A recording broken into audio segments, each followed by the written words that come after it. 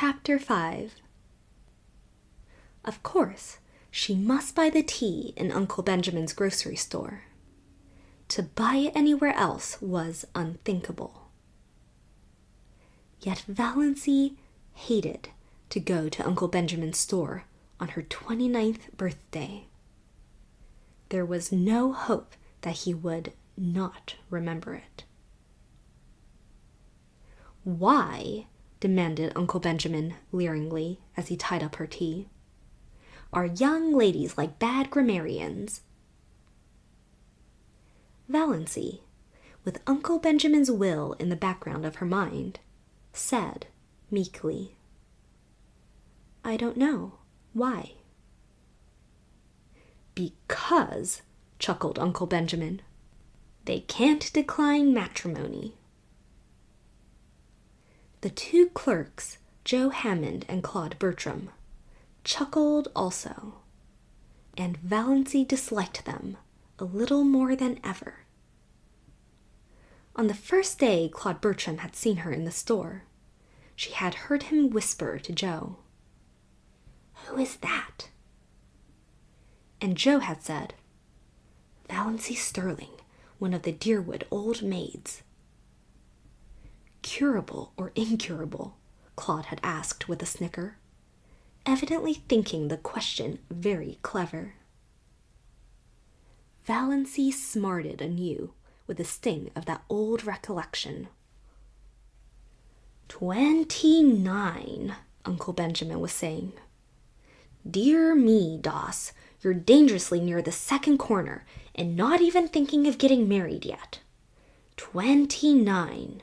It seems impossible." Then Uncle Benjamin said an original thing. Uncle Benjamin said, "How time does fly." "I think it crawls," said Valency passionately. Passion was so alien to Uncle Benjamin's conception of Valency that he didn't know what to make of her.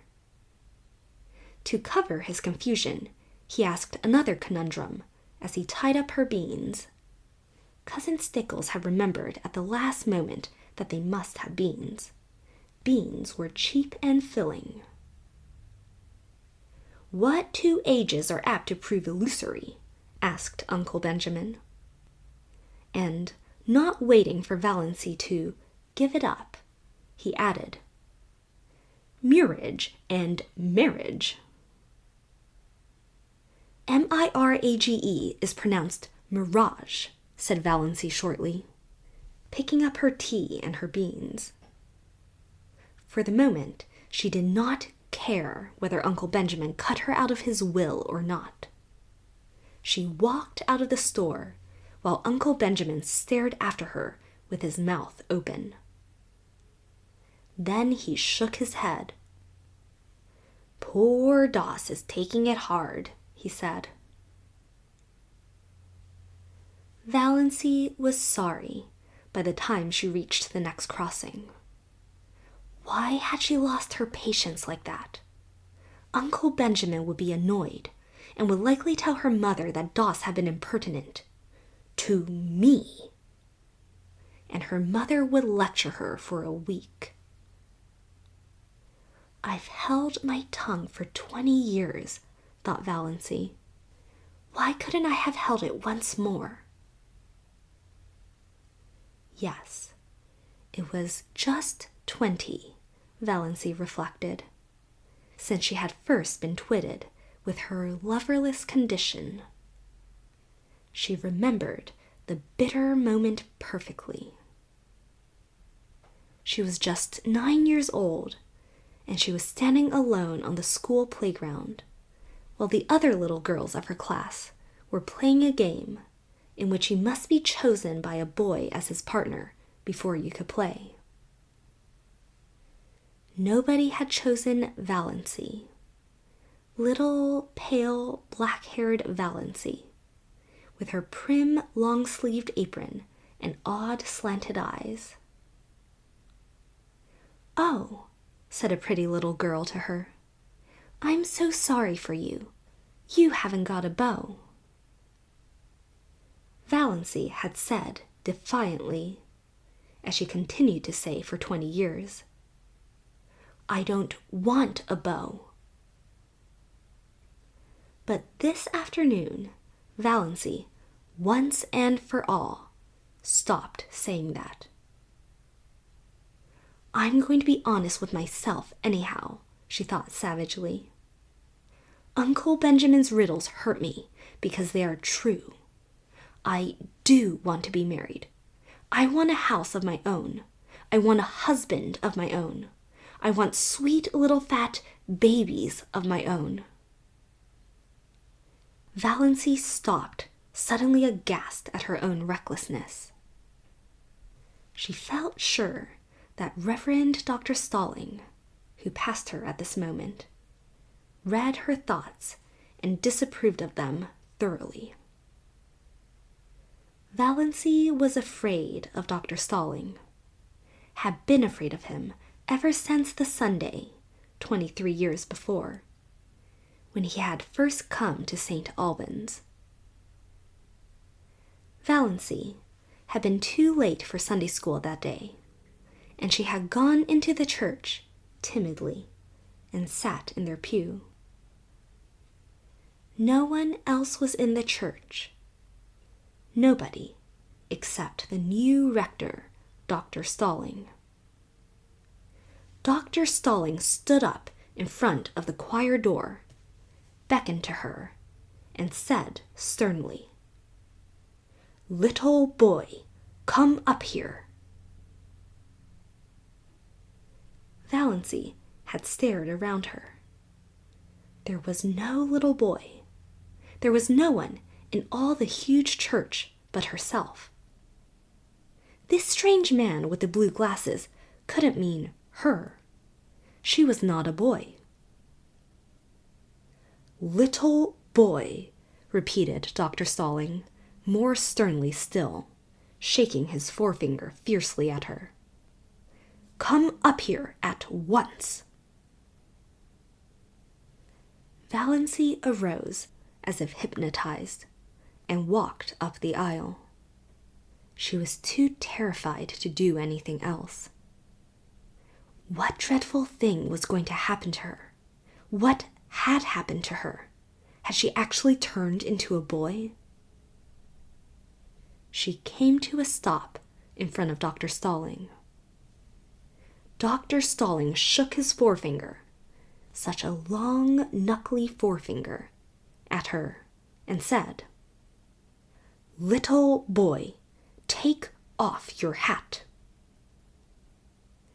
Valancy took off her hat. She had a scrawny little pigtail hanging down her back, but Dr. Stalling was short-sighted and did not perceive it. "Little boy, go back to your seat and always take off your hat in church. Remember." Valancy went back to her seat, carrying her hat like an automaton. Presently, her mother came in. "Doss," said Mrs. Sterling, "what do you mean by taking off your hat? Put it on instantly." Valancy put it on instantly. She was cold with fear lest Dr. Stalling should immediately summon her up front again. She would have to go, of course. It never occurred to her that one could disobey the rector, and the church was full of people now. Oh, what would she do if that horrible, stabbing forefinger were shaken at her again before all those people?